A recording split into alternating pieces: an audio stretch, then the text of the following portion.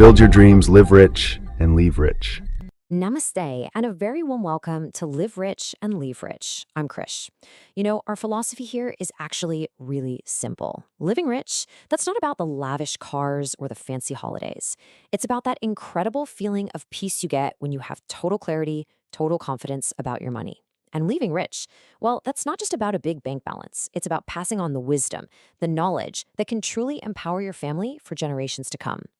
Today, we could build one of those crucial little pieces of that legacy by really understanding something that so many people think they know, but almost always get wrong: dividends. Okay, before we jump in, you know the drill, but this is super important. Everything we talk about here is purely for your education, to help build up your financial knowledge base. It is not, and it should never, ever be considered financial advice. When it comes to your own hard-earned money, please always talk to a SEBI-registered financial advisor who can really understand your life and help you build a plan that's perfect for you.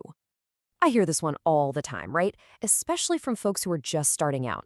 They see a company announce a dividend and their eyes just light up. Wow, free money. It's like a bonus, a little gift from the company just for being a shareholder. It feels good, it feels like a reward. But let me tell you, this idea, this belief that dividends are some kind of free bonus money, it is probably the single biggest and most dangerous myth on Wall Street. And frankly, it leads to some very expensive mistakes. And from that one myth, this really tempting little idea is born. People start thinking, wait a second. What if I buy a stock just one day before it pays out the dividend? I could collect the cash and then boom, sell the stock the very next day. I could do this again and again and again for a quick, easy profit. It sounds like a secret little hack, doesn't it? A clever way to beat the system. But the real question is it a brilliant strategy or is it a hidden trap that's just waiting to catch new investors? Stick with me for the next few minutes and I promise you we're going to clear this up once and for all. You'll understand exactly how dividends really work, you'll see the hidden timeline, you'll learn how to avoid the traps, and most importantly, you'll be able to decide if taking this cash is even the right move for you in the first place. So, here's our roadmap. We're going to start with a really simple story to get the big picture. Then we'll dive into the actual mechanics, we'll uncover that timeline trap, and we'll expose the free money illusion. We'll also see how all of this applies to your mutual funds, and then I'll leave you with one final thought to chew on. Let's get started. To really, truly get what a dividend is, I want you to do something for me. Just for a moment, forget about the stock market. Forget about the charts, the tickers, all of it. Instead, I want you to imagine that you are a part owner of this beautiful, sprawling mango orchard somewhere in the Kong. You've put your savings into it, and every single summer, those trees are just bursting with delicious, ripe mangoes. It's been a great season, and the orchard manager comes to you to talk about the profits. So the manager comes to you and he says, okay, you have two choices. Choice number one, he calls the dividend. He says, here is your share of the profits, a big, beautiful basket of mangoes. You can take them home right now, enjoy them with your family, enjoy the literal fruits of your investment. But then he offers you choice number two, the growth. He says, now, instead of taking these mangoes home, what if we sold them in the market? We could use that cash to buy the plot of land right next to ours, plant more trees, and upgrade our water system. Our orchard will get bigger, and next year, the harvest and your share of it will be so much larger. See, that is the single most fundamental choice in all of investing. Do you want your profits in your hand today? Or do you want to reinvest those profits to build a much, much bigger asset for tomorrow? A dividend is simply you choosing to take the mangoes home. Okay, makes sense when we talk about mangoes, right? So let's take that simple, powerful idea and bring it right back into the world of the stock market. A company, just like our orchard, generates real profits from its business. And when you own even one share, you are a part owner of that entire business. You are entitled to a piece of those profits. A dividend is just the company's way of giving you your basket of mangoes. So let's be absolutely crystal clear on what a dividend really is. It is not some imaginary bonus that appears out of thin air. No, it is a very real, physical transfer of money.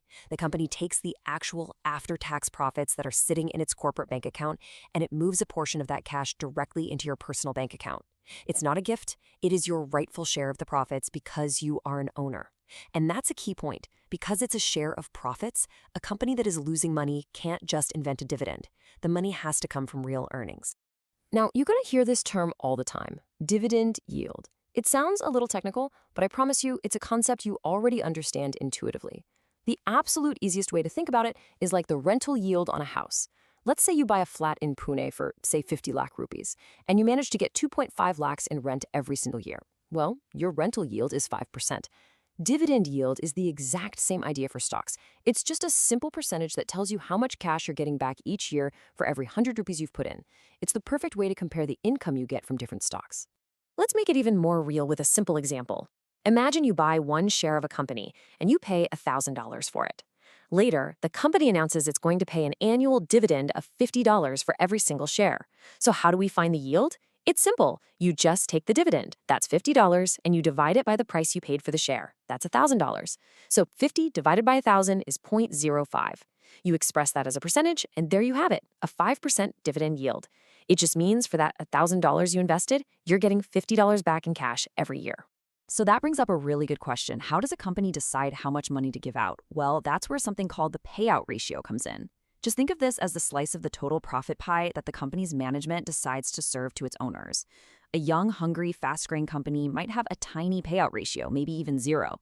Why? Because it needs every single rupee of profit to pour back into the business, for research, for marketing, for expansion. It's choosing to grow the mango orchard. On the flip side, you have a huge, mature, stable company, maybe like an ITC. It's already enormous and makes massive profits, but it might not have as many places to reinvest all that cash for super high growth. So it might choose a high payout ratio, giving a much bigger slice of the profit pie back to its shareholders as dividend.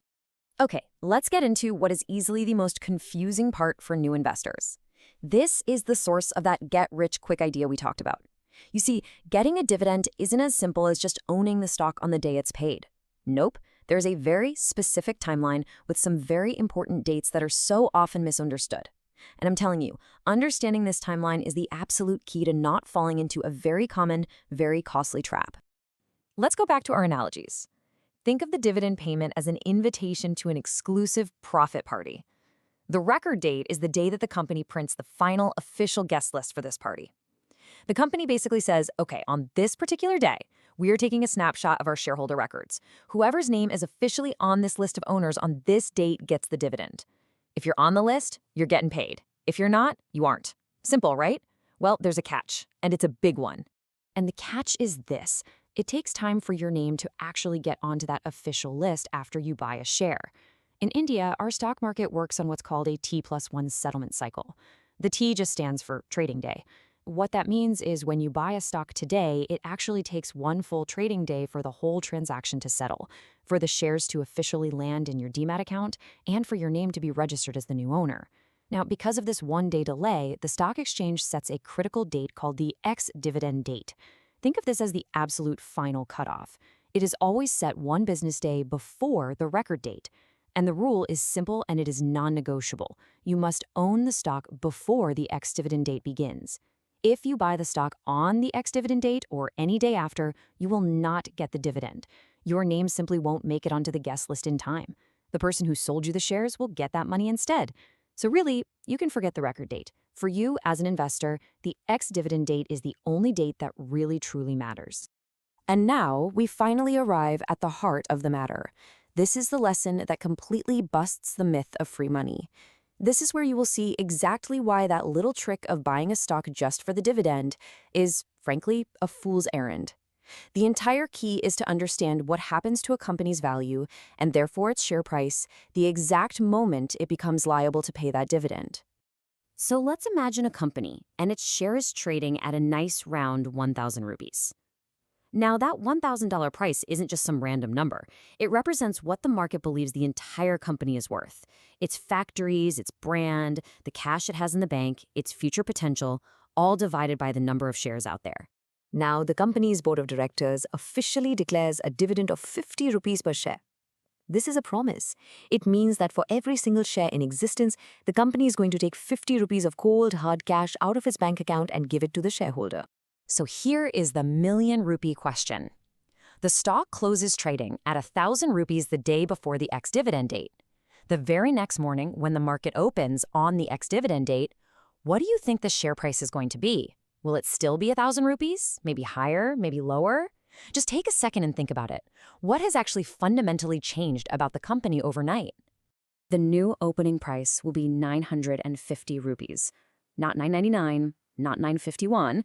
It will be 950 rupees. The price of the stock drops by the exact amount of the dividend. This isn't a coincidence. This isn't just market sentiment. It is simple, unavoidable mathematics. It's an automatic adjustment made by the exchange itself before trading even begins. So why? Why does this happen? It's simple. The company is now fundamentally worth less. Think about it. That 50 rupees in cash has physically left the company's value. It's gone from the company's bank account forever. So the total value of the company has to decrease, and the share price must reflect that instantly. But what about you? Has your wealth changed? Not at all. Not by a single peso. The day before, you owned one asset, a stock worth 1,000 rupees. The next morning, you own two assets, a stock that is now worth 950 rupees and a receivable of 50 rupees in cash that is on its way to your bank account. Your total net worth? Still 1,000 rupees. You have made zero free money. It is the exact equivalent of taking a 50 rupee note out of your right pocket and putting it into your left pocket. You haven't gotten any richer. And this exact same unbreakable logic applies directly to your mutual funds too. The language is just a little different. When you invest in an equity mutual fund, you're buying a tiny piece of a huge basket of stocks. Now, the fund manager invests in hundreds of companies, and many of those companies will pay dividends. The fund collects all of that dividend cash. The real question for you is, what happens to that money next?